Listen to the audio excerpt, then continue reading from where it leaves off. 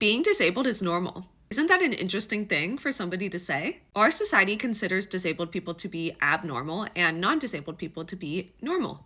But what technically constitutes normal? Well, this is kind of a loaded question. In disability studies, there's this concept of the normate. And the normate is this socially constructed idea of traits and characteristics that an individual can possess to be considered normal by the majority. So if you're disabled, you're automatically not included in the normate. And this idea of the normate helps us realize how much we rely on normalcy to categorize people. In other words, if normalcy is subjective, why are we treating it like it's objective? Since people can be born disabled and disability can occur as a natural sequence of life events, doesn't that make it normal? The definition of normal is something standard that's to be expected. So for most people, they would say that disability doesn't fall under that definition. But why doesn't it when our bodies are fragile and anything can happen at any moment? And most people will become disabled if they live long enough. And even if they don't live long enough, most of us experience some type of disabling event on some scale throughout our lives. The concept of the normate can be challenging to understand at first, but once it clicks, it's really fascinating to learn how much we rely on this concept of normalcy to categorize individual human beings. We rely on it a lot, and disability studies attempts to deconstruct that.